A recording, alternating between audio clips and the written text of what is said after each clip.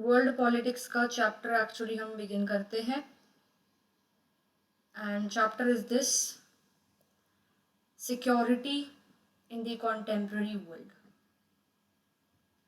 ठीक है, तो लाइन टू लाइन करवाऊंगी मैं आपको रीडिंग के साथ साथ।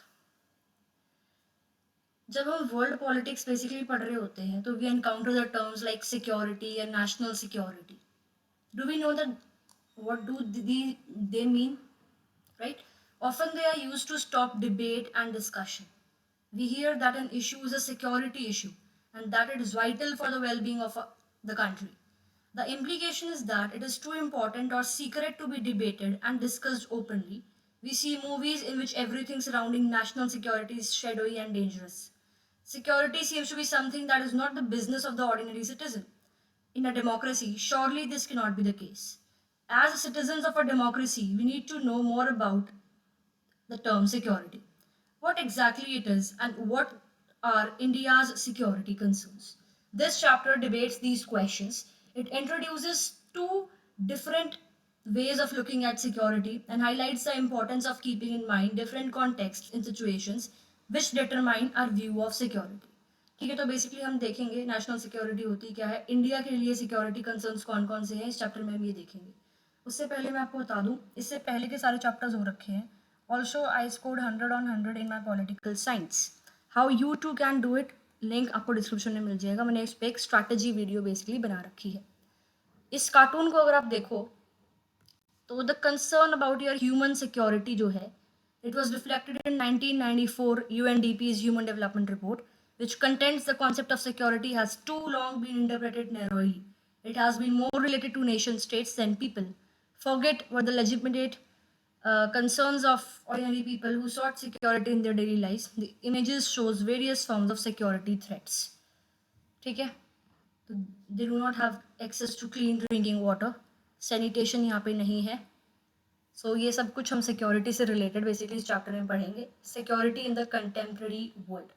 तो सबसे पहले देखते हैं एक्चुअली कि सिक्योरिटी होती क्या है। At its most basic, security का मतलब है फ्रीडम फ्रॉम थ्रेट्स। कोई थ्रेट्स ना हो, हमारी लाइफ जो है वो एक्चुअली डेंजर में ना हो, हम लोग जो है वो सेफली जी सके, उसको हम सिक्योरिटी कहते हैं।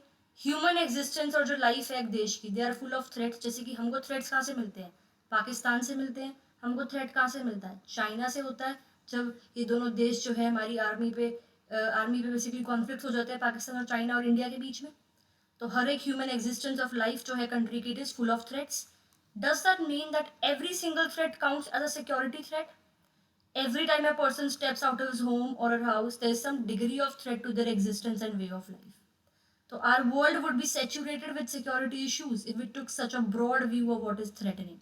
हर चीज threatening थोड़ी होती है, हर चीज security से related थोड़ी होती है, right? So those who study security therefore generally say that only those things that threaten the core values should be regarded as being of interest in discussions of security. कोई ऐसी चीज जो कि core values को threaten करती है उसको हम कहते हैं सिक्योरिटी। ठीक है, अब वो कोर वैल्यूज कौन सी है और वो कोर वैल्यूज पूरे देश के लिए क्या है, कोर वैल्यूज किसी ऑर्डिनरी मैन या ऑर्डिनरी वुमेन के लिए क्या है, क्या government on the behalf of citizen बताती है कि ये कोर वैल्यूज है ऑर्डिनरी सिटीजन की। ठीक है, furthermore when we speak of threats to core values, how intense should the threats be. चलो हमने मान लिया कि थ्रेट हो रहा है हमारे को कोर वैल्यूज पे, तो वो सिक्योरिटी है। अब कौन सी कोर वैल्यूज, उस पर क्वेश्चन उठता है। अब कोर वैल्यूज पे कितना इंटेंस वो थ्रेट होना चाहिए, ये क्वेश्चन उठता है। Surely there are big and small threats to virtually every value we hold dear. Can all those threats, क्या वो सारे threats में जो कितना छोटा सा भी हो, can be brought into the understanding of security? Every time another country does something or fails to do something, this may damage the core values of one's country. Every time a person is robbed in the streets, security of ordinary people as they live their daily lives is harmed. Yet we would be paralyzed if we took such an extensive view of security. अगर हम इस तरह से देखने लग गए तो security तो हर जगह ही थ्रेट हमें दिखने लगेगा। ठीक है, everywhere we look the world would be full of dangers. So we are brought to a conclusion that security actually relates to extremely dangerous threats and threats that could so endanger core values. that those values would be damaged beyond repair if we did not do something to deal with the situation. तो ये actually definition है किसकी, security की, कि इतना ज़्यादा extremely dangerous threat हो जिससे कि हमारी कोर वैल्यूज जो है वो एंडेंजर हो जाए, and it would be very difficult to repair those values.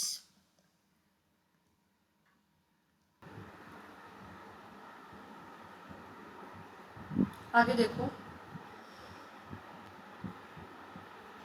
Having said that, we must admit that security remains a slippery idea. For instance, have societies always be the same conception of society? Security क्या, security का हमेशा से ही society में यही definition था? It would be surprising if they did, because so many things change in the world. अगर starting से ही society जब से world develop हुआ है तब से अगर हम बोलें कि भाई यही definition security की है, तो it would really be surprising, क्योंकि उस टाइम से आज के टाइम में तो बहुत ज़्यादा चेंज बेसिकली वर्ल्ड हुई है. And do at any time in world history do all the societies have same conception of security? Again, it would be amazing if 650 crore people organized in nearly 200 countries had the same conception of security. So let us begin by putting the various notions of security into two groups, traditional and non-traditional concepts of security. तो अभी तक basically आपको जो पता होना चाहिए exam point of view से वो है कि भाई एक तो डेफिनेशन बता दो सिक्योरिटी की, जो कि मैंने आपको बताई थी ऊपर, कि भाई कुछ इतना ज़्यादा एक्सट्रीमली, तो ये वाली डेफिनेशन है ये, कि कुछ बहुत ज़्यादा एक्सट्रीमली डेंजरस थ्रेट हो रहा है जिससे हमारी जो कोर वैल्यूज़ हैं वो एंडेंजर हो रही है बियॉन्ड रिपेयर, कि बियॉन्ड रिपेयर वो डैमेज हो गई और वापस से वो नहीं आएंगी, कोर वैल्यूज़ वापस से जो नहीं आएंगी जब तक हम कुछ नहीं कर लेते उस सिचुएशन को डील करने से. तो ये बेसिकली डेफिनेशन है सिक्योरिटी की. इतना इम्पोर्टेंट चैप्टर खैर नहीं है ये. उसके बाद हमको लोगों को ये पता होना चाहिए कि एक्चुअली सिक्योरिटी को जो हम दो ग्रुप्स में डिवाइड करते हैं वो आपको पता होने चाहिए. अब दो ग्रुप्स कौन से हैं? तो ट्रेडिशनल कंसेप्शन ऑफ सोसाइटी, कि ट्रेडिशनली सिक्योरिटी की डेफिनेशन जो है वो लोगों के माइंड में क्या थी, तो आपको ये पता होना चाहिए. और एक है जो आपके नॉन ट्रेडिशनल कॉन्सेप्शंस हैं. तो अगर हम ट्रेडिशनल कॉन्सेप्शंस देखें तो most of the time when we read and hear about security we are talking about traditional national security conceptions of security. Maximum बार जब हम सिक्योरिटी की बात करते हैं तो हम ट्रेडिशनल नोशंस की ही बात करते हैं. ट्रेडिशनल कंसेप्शन ऑफ सिक्योरिटी में जो ग्रेटेस्ट डेंजर है to a country is from the military threats, यानी कि जो मिलिट्री है उससे किसी भी देश को जो है ग्रेटेस्ट कंसर्न आता है according to your traditional notion of security. और the source of danger is another country. अभी मिलिट्री कंसर्न कहाँ से आएगा? एक्सटर्नल आएगा, किसी और देश से आएगा, right, which threatens the core values of our country. हमारी सॉवरेनिटी को थ्रेटन करती है, हमारी इंडिपेंडेंस को, हमारी टेरिटोरियल इंटीग्रिटी को थ्रेटन करती है. कौन? जो मिलिट्री थ्रेट आता है हमारे ऊपर किसी और देश से. सो मिलिट्री एक्शंस जो हैं it also endanger the lives of ordinary citizens. It is unlikely that in a war only soldiers will be hurt or killed. जो नॉर्मल सिविलियंस हैं वो भी किल, उनको भी जो है नुकसान पहुंचता है. आप देख सकते हो अभी इसराइल पैलेस्तीन में जो हो रहा है, या आप यूक्रेन और रशिया के बीच में जो हो रहा है वो भी एग्जांपल यहाँ पे ले सकते हो, इसको समझ सकते हो, right. In responding to the threat of war a government has 3 basic choices. अब भाई वॉर हो गई तो जो उस देश की जो गवर्नमेंट है उसके पास बेसिकली 3 बेसिक चॉइसेस होती है. पहला कि भाई वो सरेंडर कर दे, ठीक है. दूसरा, to prevent the other side from attacking by promising to raise the cost of war to unacceptable level. क्योंकि सामने वाला देश अगर बॉम्ब डाल रहा है तो आप डबल बॉम्ब डालो, पैसे पूरे पैसे खर्च करके. और तीसरा, to defend itself when war actually breaks out, so to deny the attacking country its objectives and to turn back or defeat the attacking forces altogether. तो तीसरा ये है, ठीक है. तो गवर्नमेंट्स जो हैं they may choose to surrender when actually confronted by war, but they will not advertise this as a policy of the country. But कोई दिखाता नहीं है इसको, अपनी पॉलिसी में नहीं लिखता कि भी हम तो सरेंडर कर देंगे. Obviously कोई देश थोड़ी लिखेगा अपनी फॉरेन पॉलिसी में ये चीज़. So therefore security policy is concerned with preventing war, जिसको हम कहते हैं deterrence, and with limiting और ending war, जिसको हम कहते हैं defense. ठीक है. अगर वॉर को हम लोग प्रिवेंट करते हैं उसे डेटरेंस कहते हैं. डेटरेंस क्या होता है बेसिकली, कि मान लो चाइना छोड़ो, आप रशिया है और आपका यूएसए है. अब अगर यूएसए रशिया पे बॉम्ब डालता है तो रशिया भी कहीं ना कहीं यूएसए पे बॉम्ब डालेगा. तो खतरा दोनों को है, यूएसए को भी है और रशिया को भी है. और उनको पता है कि अगर हमारे बीच में लड़ाई होगी तो दुनिया खत्म है. इसलिए वो वॉर जो है प्रिवेंट करते हैं, इसको कहते हैं डेटरेंस, ठीक है. और अगर कोई छोटा देश है, अगर यूएसए ने किसी छोटे देश के ऊपर बॉम्ब डाल दिया, वो छोटा देश है, वो सरेंडर कर लेगा या वो डिफेंस करेगा, बेसिकली वॉर को खत्म हो जाएगी वॉर की, भाई एक जीत गया एक हार गया। जो ये सिचुएशन होती है जिसमें एक जीत जाता है और एक हार जाता है, उसको हम कहते हैं डिफेंस। ठीक है, तो जो आपकी ट्रेडिशनल सिक्योरिटी पॉलिसी है, it has a third component called balance of power. और apart from your defence and deterrence, जो तीसरा कॉम्पोनेंट यहाँ पे आता है वो आता है बैलेंस ऑफ पावर। कि when countries look together then they see that some countries are bigger and stronger. This is a clue to who might be threat in the future. तो a neighboring country may not say it is preparing for attack. There may be no obvious reason for attack, but the fact that this country is very powerful is a sign that at some point in the future it may choose to be aggressive. तो जो government है, therefore they are very sensitive to the balance of power between their country and their other countries, surrounding countries basically. They work hard to maintain a favorable balances of power with each country, especially those close by, with whom they have differences or with whom they have conflicts in the past. ठीक है, तो यहाँ पे जो हम पढ़ रहे हैं आपका ये कि भाई ट्रेडिशनल नोशंस की अगर बात करें तो इस ट्रेडिशनल नोशंस में सबसे पहले तो हमने पढ़ा है कि भाई एक्सटर्नल मिलिट्री जो है उससे हमें थ्रेट हो सकता है। ठीक है, और एक्सटर्नल मिलिट्री जब थ्रेट हो जाती है, वॉर हो जाती है, तो सरकार जो है वो तीन चीज़ें कर सकती है, या तो सरेंडर कर दे, या पैसे लगा के उस पर अटैक कर दे, या बेसिकली क्या करे कि जो है बैलेंस ऑफ पावर वगैरह क्रिएट करे। ठीक है, लड़े या तो सामने से अपने आप को डिफेंड करे। फिर हमने डेटरेंस पढ़ा कि इसके अंदर तीन बेसिक कंपोनेंट्स, एक तो डेटरेंस का कॉन्सेप्ट था, एक आपका डिफेंस का कॉन्सेप्ट था, फिर आपका एक बैलेंस ऑफ पावर का कॉन्सेप्ट था। ये हमने बेसिकली इसके अंदर पढ़ा है, बैलेंस ऑफ पावर का कॉन्सेप्ट। ठीक है, आगे देखते हैं। A good part of maintaining a balance of power is to build up one's military power. अगर मैं बनाना चाहती हूँ बैलेंस ऑफ पावर, इंडिया अगर बनाना चाहता है बैलेंस ऑफ पावर अपने देश में, तो वो अपने नेबर्स के साथ अच्छे रिलेशंस बनाएगा, अपनी मिलिट्री जो है वो स्ट्रॉन्ग करेगा, अपनी इकोनॉमी स्ट्रॉन्ग करेगा, टेक्नोलॉजिकल सर्विसेज स्ट्रॉन्ग करेगा, लड़ेगा नहीं वो। ठीक है, और चौथा कंसेप्ट अगर हम बात करते हैं इसके अंदर, तो ये पहला, ये दूसरा, ये तीसरा, जो फोर्थ कॉन्सेप्ट जो आता है ट्रेडिशनल नोशन के अंदर, वो बेसिकली आता है आपका अलायंस बिल्डिंग का। इसका आता है अलायंस बिल्डिंग, अलायंस बिल्डिंग। ठीक है, अब अलायंस बिल्डिंग क्या है? पहले बात तो अलायंस क्या होता है उसकी डेफिनेशन देख लो। Alliance is a coalition of states that coordinate their actions to deter or defend against military attack. Basically बहुत सारी स्टेट्स मिलके एक ग्रुप बना लेती है अपने आप को डिफेंड करने के लिए अगेंस्ट एनी मिलिट्री अटैक। ठीक है, most alliances are formalised in written treaties are based on fairly clear identification of who constitutes the threat. So countries form alliances to increase their effective power relatively to other country or alliance, है ना। अब भाई 10-12 country group में आ गई against किसी single country के, तो simple सी बात है इनके पास ज़्यादा पावर है, तो थोड़ी सी जो सिक्योरिटी है इसमें वो बढ़ गई। और चैप्टर ही हम किसके ऊपर पढ़ रहे हैं? सिक्योरिटी के ऊपर ही तो पढ़ रहे हैं। ठीक है, alliances are based on national interest and can change when national interest change. Obviously बात है भाई, अगर मैं इस ग्रुप में हूँ और मेरा नेशनल इंटरेस्ट यहाँ पे फुलफिल हो रहा है तभी तो मैं इस ग्रुप में रहूँगी। अगर मेरा नेशनल इंटरेस्ट यहाँ फुलफिल नहीं हो रहा तो मैं ग्रुप लीव कर दूँगी ये वाला। ठीक है, एग्जाम्पल देख लो कि भाई यूएस जो है उसने इस्लामिक मिलिटेंट्स जो थे अफगानिस्तान में, उनको हेल्प की थी उसने, यूएसए ने, अगेंस्ट योर यूएसएसआर 1980s के टाइम पे।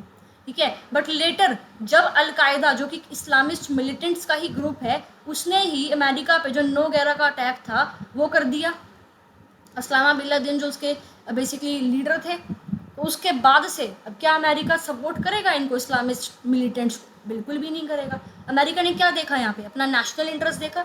अपना नेशनल इंटरेस्ट जो है उसको देखते हुए तो अमेरिका काम करता है, और अमेरिका नहीं, हर एक कंट्री जो है अपना नेशनल इंटरेस्ट देख के ही काम करती है। ठीक है, तो ट्रेडिशनल व्यू अगर हम सिक्योरिटी का देखें तो मोस्ट थ्रेट से कंट्री सिक्योरिटी कहाँ से आती है? उसकी बॉर्डर्स से आती है, ये बताता है। क्यों? क्योंकि international system is rather brutal arena in which there is no central authority capable of controlling behaviour. ये एक रीज़न है। अगर हम ट्रेडिशनल, जो आपका ट्रेडिशनल कॉन्सेप्ट है सिक्योरिटी का, उसके अंदर यही बात बोलते हैं कि जो आपकी एक्सटर्नल बाउंड्रीज हैं वहाँ से बेसिकली आपके देश के ऊपर सिक्योरिटी थ्रेट आएगा। ठीक है, अब सिक्योरिटी थ्रेट, ये लोग ऐसा जो ट्रेडिशनल नोशन को फॉलो करते हैं, इसको सपोर्ट करते हैं, वो लोग ऐसा क्यों मानते हैं कि भाई एक्सटर्नल बॉर्डर से ही थ्रेट क्यों आएगा? बिकॉज जो आपका इंटरनेशनल एरेना है, जो आपका इंटरनेशनल वर्ल्ड है, वहाँ पे कोई भी हेड नहीं है।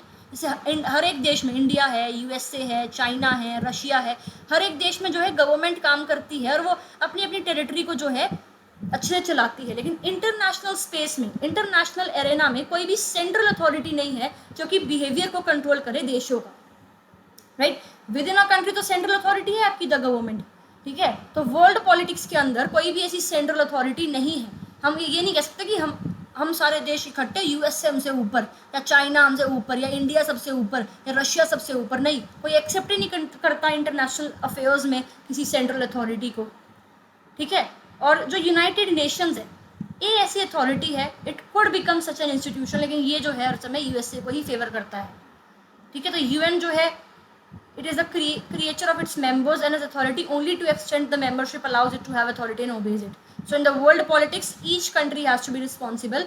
अगर भाई इंटरनेशनल अफेयर्स को कोई मैनेज नहीं कर रहा है, इंटरनेशनल अरेना में कोई भी सिक्योरिटी या कोई भी आपकी सेंट्रल अथॉरिटी नहीं है, तो हर एक देश की सिक्योरिटी जो है वो उसकी गवर्नमेंट पे ही डिपेंड करती है, ठीक है।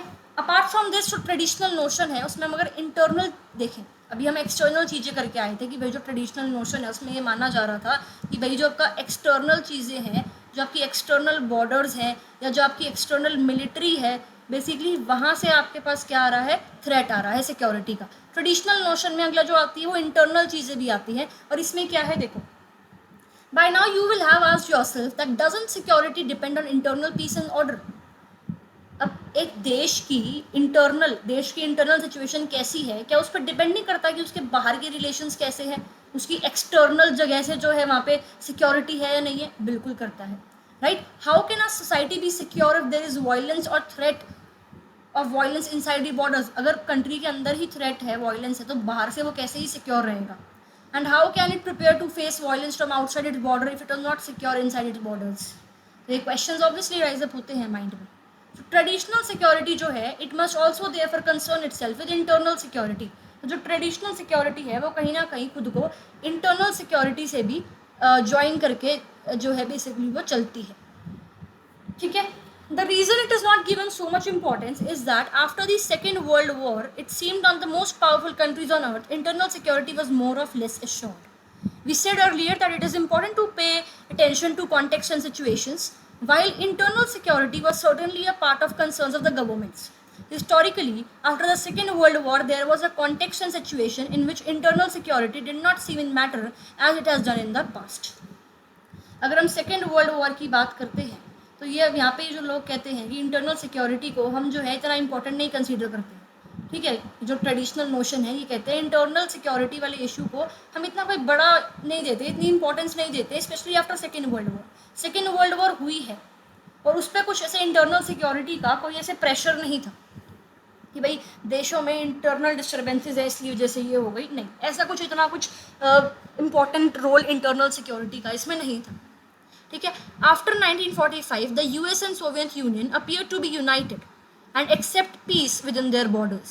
Most of the European countries, particularly powerful Western European countries, forged no serious threats from groups or communities living within those borders. Therefore, these countries posed primarily on threats from outside the border. तो ये मानते हैं कि भी primary जो threat आता है ना वो बॉर्डर से ही आता है, ठीक है। And what are these external threats facing by these powerful countries, क्या एक्सटर्नल थ्रेट ये करते हैं। तो again we drew attention to context and situations. We know that the period after Second World War कब हुई थी आपकी 1939 से basically 1945.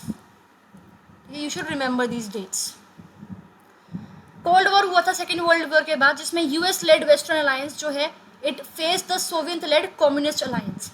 Above all the two alliances feared a military attack from each other, है ना। दोनों को लगता था कि भाई यूएसए हम पे अटैक ना कर दे, यूएसए को लगता था कि रशिया हम पे अटैक ना कर दे। Some European powers in addition continue to worry about violence in their colonies from colonised people who want independence. ये चीज़ भी थी भाई, अब जो आपकी जो कंट्रीज थी जो आपकी यूएसएसआर के साथ मिली हुई थी, या जो कंट्रीज थी जो यूएसए के साथ मिली हुई थी, यूएसए के एरिया में थी, जो यूएसएसआर के सपोर्ट में थी, वो सोच रही थी कि भाई हमारे देश के अंदर इंटरनल डिस्टर्बेंसेज ना हो जाए, कि भाई हमारे लोगों को चाहिए independence, right. French fighting in Vietnam in 1950s और the British fighting in Kenya in 1950s and early in 1960s इसका एक एग्जाम्पल है। इंटरनल डिस्टर्बेंसेज बेसिकली यहाँ पे हो रखी थी, स्पेशली अगर कोल्ड वॉर भी यहाँ पे चल रही है आपकी, स्टिल ये दिक्कतें यहाँ पे थी, ठीक है। As the colonies became free from late 1940, जैसे कि जो पूरी वर्ल्ड में जो कॉलोनीज थी उनको ये कंट्रीज फ्री करती जा रही थी, जैसे कि इंडिया भी 1947 में आपका आज़ाद हो गया था, सिक्योरिटी कंसर्न्स उनके पास भी आ रहे थे वर्ल्ड में। वर्ल्ड पॉलिटिक्स जो है, वर्ल्ड सिचुएशन चेंज हो रही थी क्योंकि कॉलोनीज जो है वो फ्री बनती जा रही थी।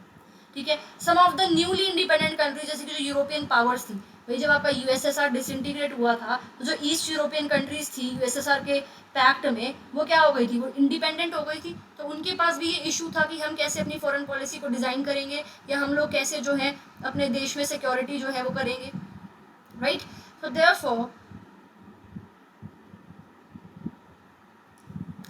they had to worry about the Cold War becoming hot war and dragging them into hostilities either against neighbors who might have joined the other side in Cold War against the leaders of alliances।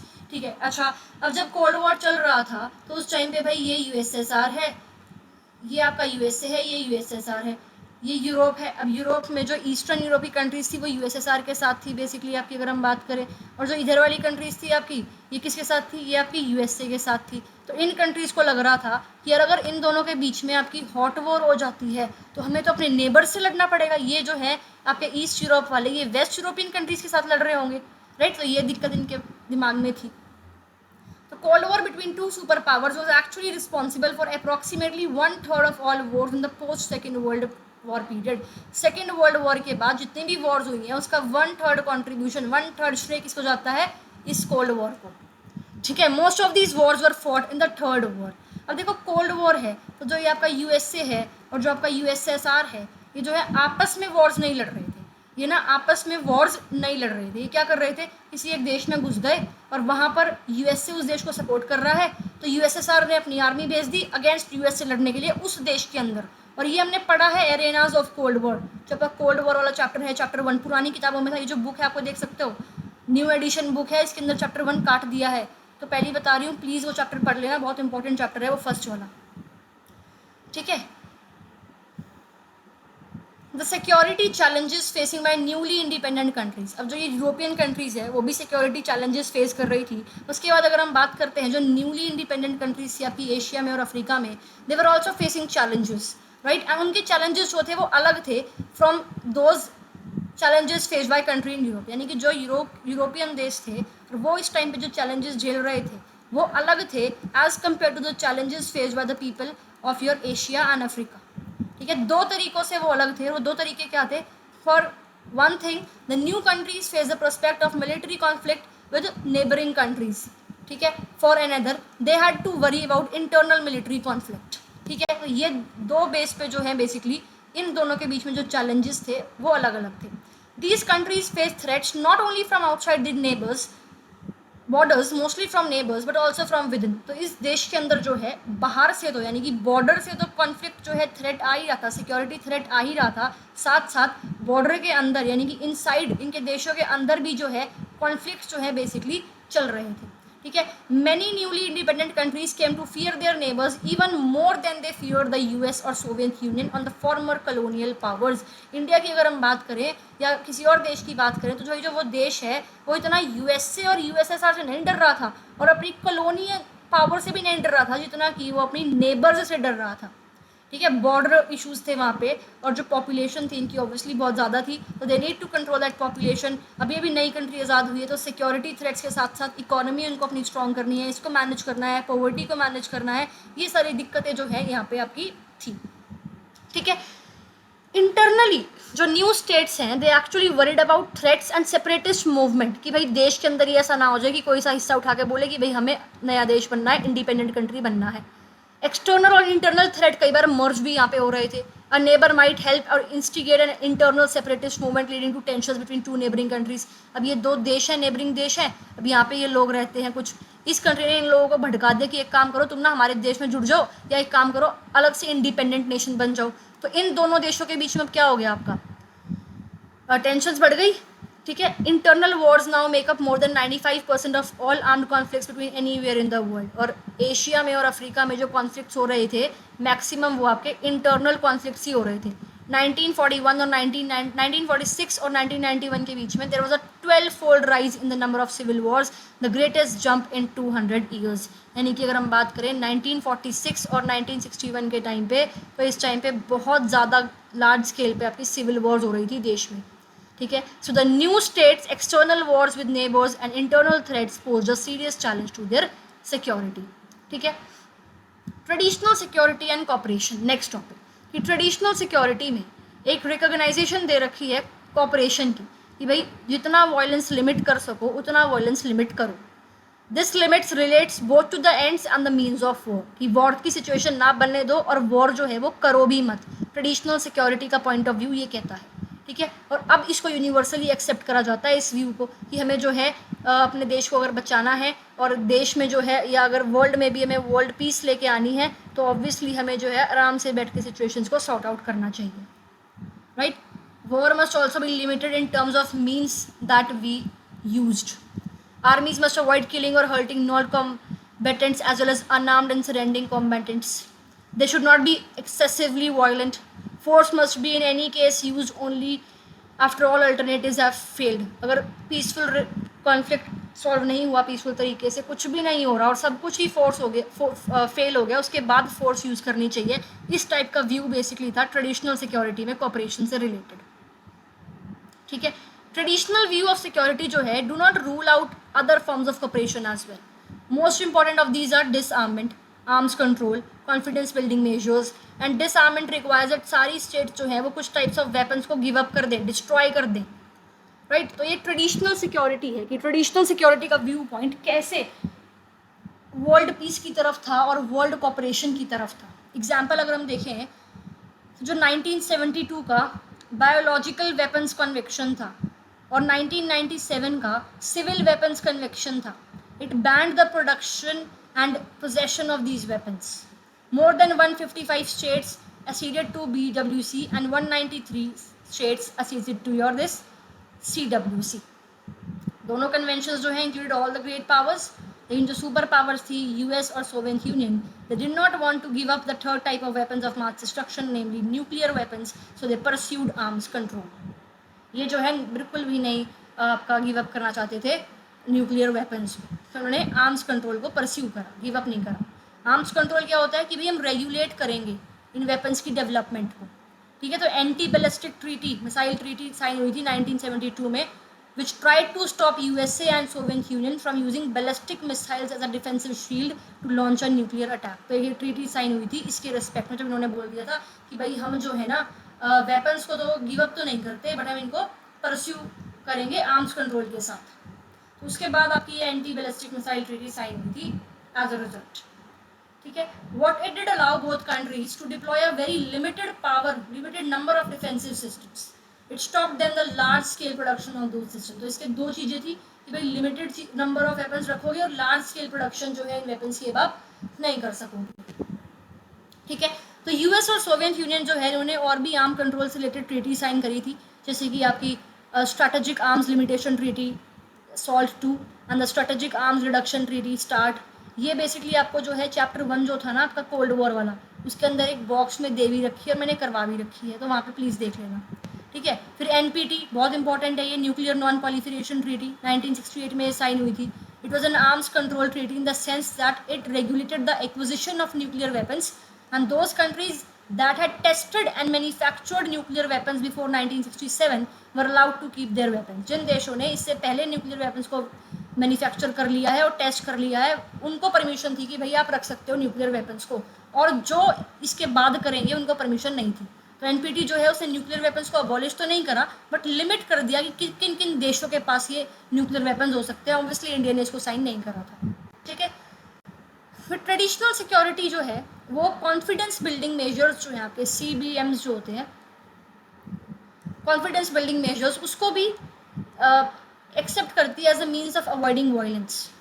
तो confidence building basically एक process है in which countries share ideas and information with their rivals, है ना। तो अगर India है, पाकिस्तान है, India के किसी इंसान ने जाके पाकिस्तान को कुछ सीक्रेट खबर दे दी, तो will it be a threat on India? Definitely it will be, right. So they tell each other about their military intentions and up to point their military plans. तो इस चीज़ को जो है टैकल करने के लिए कुछ प्रॉब्लम्स टैकल करने के लिए कुछ सोल्यूशन होते हैं, जैसे कि कॉन्फिडेंस बिल्डिंग मेजर्स, कि पाकिस्तान और इंडिया जो है वो पहले से ही थोड़ी बहुत खोल करके रखेगा कि हमारी मिलिट्री जो है वो ये काम कर रही है, तो इसको आप गलत मत समझना, हमारी मिलिट्री ये इंडिया के मतलब यहाँ पे है क्योंकि हमारा कोई पर्सनल रीजंस है, इसको आप ये मत समझना कि यहाँ पे अटैक कर रहे हैं, कुछ कर रहे हैं। इस टाइप के कॉन्फिडेंस बिल्डिंग मेजर्स जो हैं वो होते हैं कि भाई पहले बता देते हैं कि मिलिट्री प्लान्स क्या है। तो ये this is actually a way of demonstrating कि हम कोई सरप्राइज अटैक प्लान नहीं कर रहे, ठीक है। And this also tell each other about the kind of forces they possesses and they may share information on where these forces are deployed. तो ये सब कुछ पहले से ही बता दिया जाता है। In short, confidence building basically एक प्रोसेस है which is designed to ensure कि जो राइवल्स हैं they do not go to war through misunderstanding, कि कोई मिसअंडरस्टैंडिंग ना हो जाए बॉर्डर्स पर, ठीक है। ओवरऑल अगर हम ट्रेडिशनल कॉन्सेप्शंस ऑफ सिक्योरिटी हमने देखे हैं तो प्रिंसिपली वो किसकी बात करते हैं कि भाई मिलिट्री फोर्स की वजह से जो थ्रेट है ये बेसिकली उसकी बात हमारे यहाँ पे करते हैं, ठीक है। कि और फोर्स जो है it is both principal threat to security as well as the principal means of achieving security, ठीक है। ये बेसिकली आपका था ट्रेडिशनल कंसेप्शन ऑफ सिक्योरिटी। अब हम देखते हैं non traditional notions. Non traditional notions जो है वो सिर्फ सिक्योरिटी की बात मिलिट्री कॉन्सेप्ट से नहीं करते, इसके आगे भी वाइड टॉपिक्स पे non traditional notions of security बात करते हैं, राइट। जैसे कि dangers affecting the conditions of human existence, okay. They question about other 3 elements of security की व्हाट इज बीइंग सिक्योर्ड, किस टाइप के थ्रेट से हमें अपने देशों को सिक्योर करना है, और what is the approach to security. और व्हेन वी से सिक्योरिटी, तो सिक्योरिटी हम कर किसके लिए कर रहे हैं, मतलब सिक्योरिटी हम क्यों करना चाहते हैं, किसके लिए। तो ट्रेडिशनल सिक्योरिटी कंसेप्शन में जो रेफरेंट है it is a state with military and governing institutions, की भाई स्टेट जो है गवर्नमेंट है वो बेसिकली अपने सिटीजन्स की सुरक्षा कर रही है। नॉन ट्रेडिशनल कॉन्सेप्ट में जो ये रेफरेंट है इसको एक्सपैंड करा हुआ है, कि हम बात करते हैं कि सिक्योरिटी फॉर हु, ठीक है, not just the state but also the individuals और कम्युनिटीज और Indeed all of human kind. यहाँ पे सिर्फ स्टेट की बात होती है, यहाँ पे बाकी लोगों की भी बात होती है, ठीक है। It have views like your human security या ग्लोबल सिक्योरिटी, इसकी भी ये बात करते हैं। यहाँ पर ये बात करते हैं सिर्फ अपनी टेरिटरी की, सिर्फ अपनी गवर्नमेंट की, अपनी सरकार की, बट यहाँ पे नॉन ट्रेडिशनल में बात होती है आपकी किसकी, ह्यूमन सिक्योरिटी की भी और ग्लोबल सिक्योरिटी की भी, ठीक है। ह्यूमन सिक्योरिटी बेसिकली क्या है, it is about the protection of people, मतलब सिर्फ प्रोटेक्शन ऑफ स्टेट्स की बात नहीं करते, प्रोटेक्शन ऑफ पीपल की भी ये लोग बात करते हैं कि ह्यूमन सिक्योरिटी और स्टेट सिक्योरिटी जो है it should be the same thing.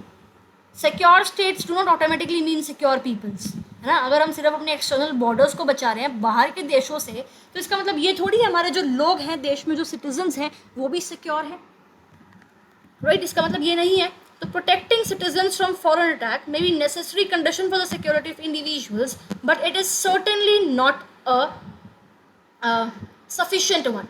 Indeed, during the last 100 years, more people have been killed by their own government than by their armed armies. इसका मतलब ये जो लोग हैं नॉन ट्रेडिशनल वाले ये बोलते हैं कि हमारे लिए जो इंटरनल सिक्योरिटी है वो भी इम्पोर्टेंट है। हमारे लिए सिक्योरिटी का मतलब ये नहीं है कि हमने सिर्फ बाहर वाले देशों से अपने देश को बचा रखा है, नहीं, इंटरनली भी हम अपने देश को अच्छे से गवर्न कर रहे हैं और सिक्योरिटी जो ह्यूमन सिक्योरिटी है उसको बनाए रख रहे हैं। तो all proponents of human security, जो लोग भी ह्यूमन सिक्योरिटी को फेवर करते हैं वो दे एग्री कि प्राइमरी गोल जो है वो प्रोटेक्शन ऑफ इंडिविजुअल्स है।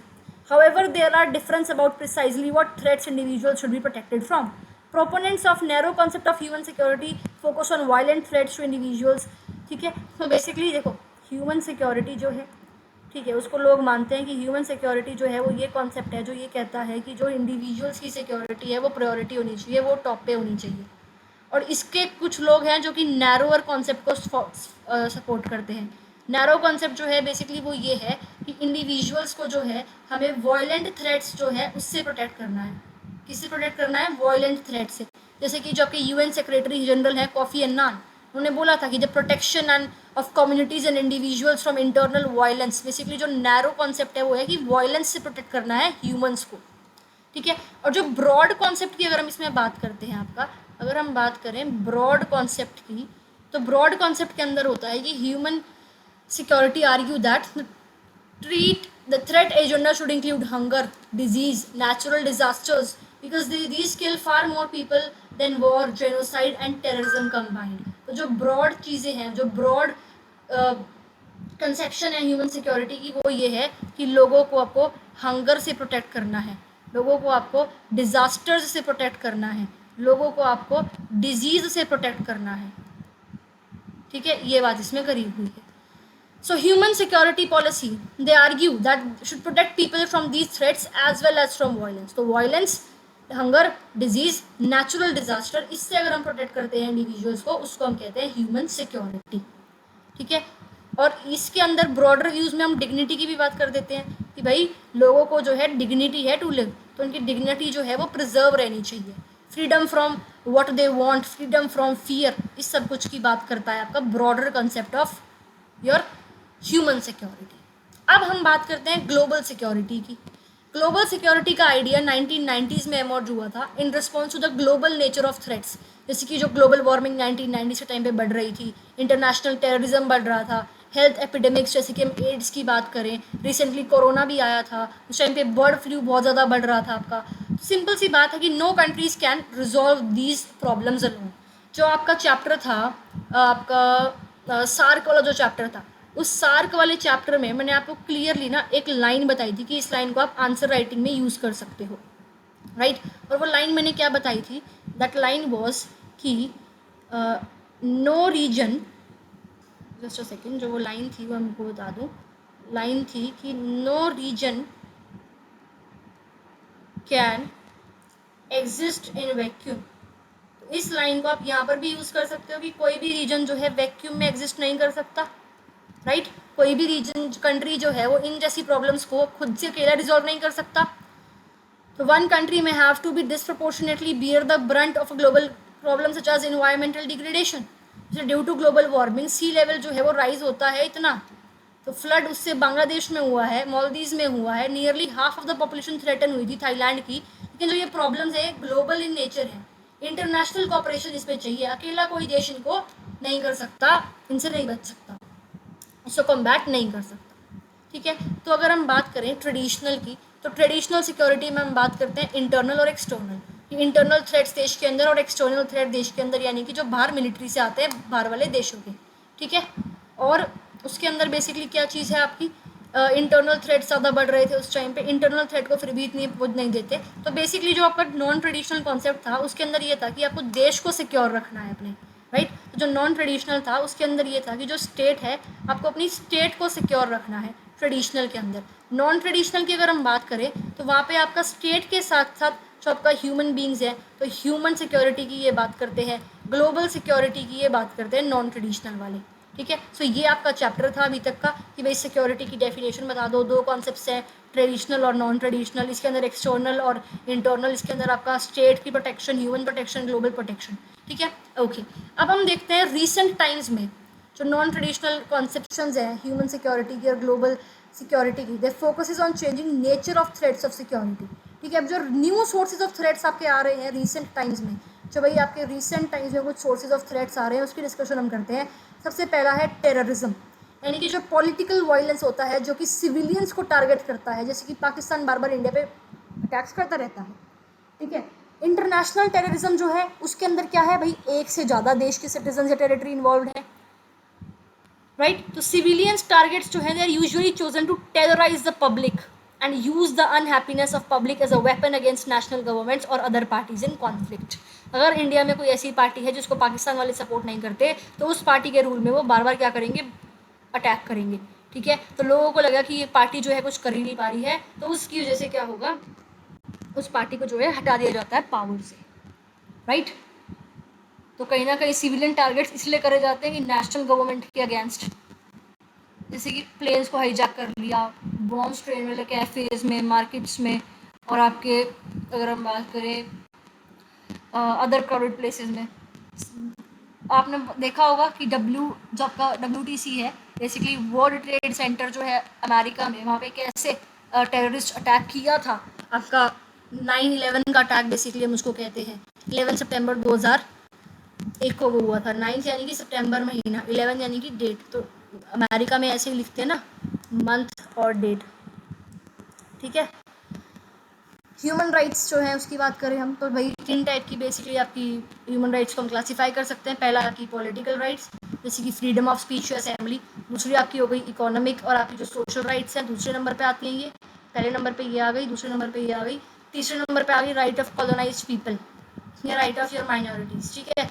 While there is a broad agreement on this classification, there is no agreement on which the set of rights should be considered as universal human rights, nor what the international community should do when the rights are violated. Rights को हमने 3 तरह से classify तो कर दिया, but इस पर कोई आज तक जो है रूल नहीं बना है कि इंटरनेशनल कम्युनिटी को क्या करना चाहिए जब आपकी राइट्स वायलेट होती हैं, या कौन सी आपकी यूनिवर्सल ह्यूमन राइट्स हैं, ठीक है। 1990s developments such as Iraq invasion of Kuwait, genocide in Rwanda, Indonesian military killing of people in East Timor. This has led to the debate on whether or not the UN should intervene to stop human rights abuses. There are those who argue that the UN Charter it empowers international community to take up the arms in defense of human rights. कोई लोग कहते हैं कि भाई UN को जो है यहाँ पे काम करना चाहिए था according to your UN charter. कई लोग कहते हैं कि भाई नेशनल इंटरेस्ट है, powerful state will determine which instances human rights violations of UN will act upon. इतना इंपॉर्टेंट नहीं है। आगे हम बात करते हैं ग्लोबल पॉवर्टी की। तो अनदर फॉर्म ऑफ इनसिक्योरिटी आजकल ये है, वर्ल्ड में 760 करोड़ लोग जो हैं grow to nearly 100,000 crore to middle of 21st century, जो कि currently half the world's population growth occurs in just 6 countries. तो ये दिखा रहा है कि क्या आपका एसिमेट्रिकल डिस्ट्रीब्यूशन बेसिकली पॉपुलेशन का वर्ल्ड में है। भाई आपकी जो half of the population growth है वो सिर्फ इन 6 देशों में होगी, India, China, Pakistan, Nigeria, Bangladesh, Indonesia. Among the world's poorest countries population is expected to triple in the next 50 years, whereas many rich countries will see population shrinkage in that period, ठीक है।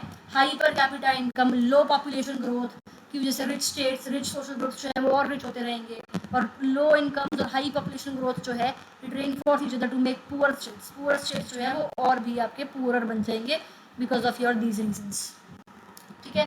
Globally जो डिस्पैरिटी है contributes to gap between your northern and southern countries of the world. South में जो disparities हैं they have been sharpened as a few countries have managed to slow down population growth and raise income while others have failed to do so, ठीक है। Example अगर हम देखें तो world armed conflict जो आपका सब सारण अफ्रीका में होता है, जो one of the poorest region है वर्ल्ड का। At the turn of the 21st century, more people were being killed in wars in this region than the rest of the world combined. पहले ही ये poor है और ये war लड़ रहे हैं, तो दिक्कत देखो कितनी ज़्यादा आ रही है, वर्ल्ड पीस को इफेक्ट कितना ज़्यादा इसकी वजह से हो रहा है बेसिकली, राइट। फिर है poverty in south has also led to large scale migration. हमने टेररिज्म देख लिया, हमने पॉवर्टी देख लिया, हमने ह्यूमन राइट्स देख लिया, अब देखते हैं माइग्रेशन। तो साउथ जो है आपका साउथ सदर्न हेमिस्फीयर, वहाँ पे माइग्रेशन उसकी वजह से होता है बिकॉज पॉवर्टी की वजह से लोग माइग्रेट कर जाते हैं कि नॉर्थ में जाएंगे, बेटर इकोनॉमिक अपॉर्चुनिटीज़ है, बेटर एम्प्लॉयमेंट है, तो इसकी वजह से इंटरनेशनल पॉलिटिकल फ्रिक्शन जो है वो क्रिएट हो जाता है। इंटरनेशनल लॉ और नॉर्म्स जो है वो डिस्टिंक्शन बनाती है माइग्रेंट्स के बीच में और रेफ्यूजीज़ के बीच में, ठीक है। States are generally supposed to accept refugees but do not have to accept migrants, ठीक है। व्हाइल रेफ्यूजीज जो है वो लीव करते हैं अपने देश को अगर वहाँ पे कोई दिक्कत आ रही है, but remain within national borders are called internally displaced people. भाई इंडिया में कश्मीर से कोई आ गया, हरियाणा में आ गया, तो उसको बोलेंगे internally displaced people. Kashmir Pandit जो है fled the world in Kashmir valley in the early 1990s, ये एग्जाम्पल है इंटरनली डिस्प्लेस्ड कम्युनिटी का। World refugee map tallies almost perfectly with the world conflicts map because map इतना इंपॉर्टेंट है नहीं, ठीक है। आगे हम बात करते हैं health epidemics, HIV AIDS. Recently Tripura news में चल रहा है कि भाई वहाँ पे HIV एड्स के बहुत ज़्यादा केसेस बढ़ रहे हैं, बढ़ चुके हैं बेसिकली, ठीक है। लिटरली जो अभी रिसेंटली आपका कोविड-19 भी आपने सुना है, bird flu, severe acute respiratory syndrome, SARS जो है आपका SARS full form severe acute respiratory syndrome, rapidly ये स्प्रेड हुआ है माइग्रेशन की वजह से, बिजनेस, टूरिज्म, मिलिट्री ऑपरेशंस की वजह से। वन कंट्री सक्सेस और failure in limiting the spread of these countries diseases affects infections in other countries. Simple सा है ये। तो 2001 से अगर हम बात करते हैं 2003 से, तो 4 crore people were infected with HIV AIDS worldwide, और इसमें से 2/3 were then in Africa and half of the rest were in South Asia. North America और बाकी जो डेवलप्ड देश है, ड्रग थेरेपीज वहाँ पे जो है उसकी वजह से HIV रेट जो है वो बहुत ज़्यादा कम हो चुका है। लेकिन जो ट्रीटमेंट है ये बहुत ज़्यादा एक्सपेंसिव है और जो यहाँ पे अफ्रीका में, साउथ एशिया में लोग जो है वो पुअर है, तो वो इस ट्रीटमेंट को अफोर्ड नहीं कर पाते हैं। ठीक है, बाकी आपके ये भी कुछ डिजीज़ है, एपिडेमिक्स जो है वो बहुत ज़्यादा हो रही है, राइट। ब्रिटेन में जो है has lost $1 million of income, example लिख सकते हो, because of mad cow disease, bird flu. वो expansion of concept of security का मतलब ये नहीं है कि we can include any kind of disease or distress in this. If we do that, the concept of security stands to lose its coherence. Everything could become a security issue. तो वही चीज़ इसमें बोली गई है कि भाई ऐसा नहीं कि कोई भी डिजीज आया उसको हमने बिलोंग कर दे कि भाई ये तो हमारी सिक्योरिटी पे थ्रेट है। नहीं, जो एपिडेमिक्स है, पेंडेमिक्स है, उन्हीं को हम इंक्लूड कर सकते हैं कि ये हमारी सिक्योरिटी के लिए एक थ्रेट है। ठीक है, ये इतना इम्पोर्टेंट नहीं है। कोऑपरेटिव सोसाइटी अगर हम बात करें तो we can see that dealing with many of these non traditional threats to security require cooperation. तो इनसे अगर आपको डील करना है तो सिंपल सी बात है, आपको क्या चाहिए है, आपको कोऑपरेशन चाहिए rather than your military confrontation. Military force may have a role in play in combating terrorism और in enforcing human rights and even there is limit to achieve. ठीक है, कुछ इम्पोर्टेंट नहीं है। कॉपरेशन होना चाहिए बायलेटरल दोनों कंट्रीज के बीच में, रीजनल कॉपरेशन कुछ आपकी ऑर्गेनाइजेशन जैसे कि हम सार्क की बात करें वो बनाई जाती है, हम पेरिस एग्रीमेंट की बात करें वो साइन हुआ था, क्योटो प्रोटोकॉल है वो साइन हुई थी, SCO है आपकी, एशियान है आपका, UN है आपका, और क्वाड की हम बात कर सकते हैं, I2U2 की हम इसमें बात कर सकते हैं। इसलिए ऑर्गेनाइजेशंस जो हैं जो कि कॉरस्पॉन्ड बेसिकली हम क्या कहते हैं उसको कॉपरेट करती है आपस में। WTO की बात कर सकते हैं, वर्ल्ड हेल्थ ऑर्गेनाइजेशन है, वर्ल्ड बैंक है, IMF है, एमनेस्टी इंटरनेशनल है, रेड क्रॉस है। ठीक है,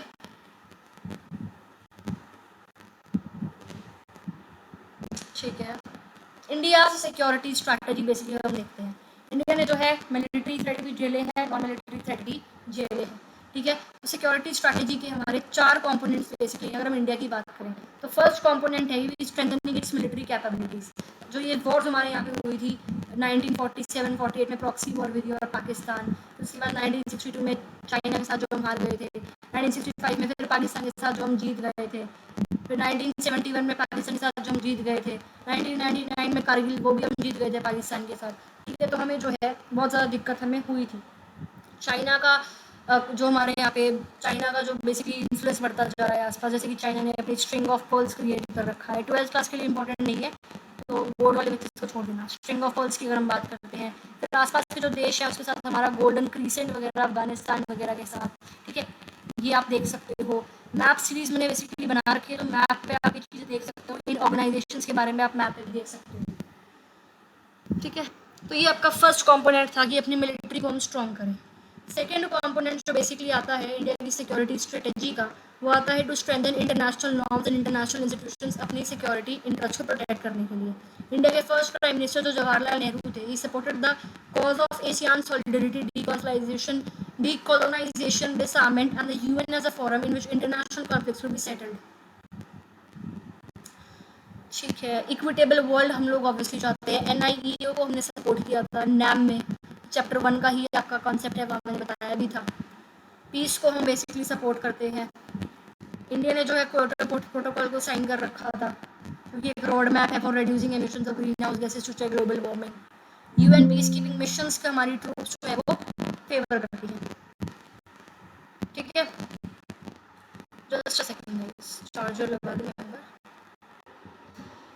या आगे देखते हैं।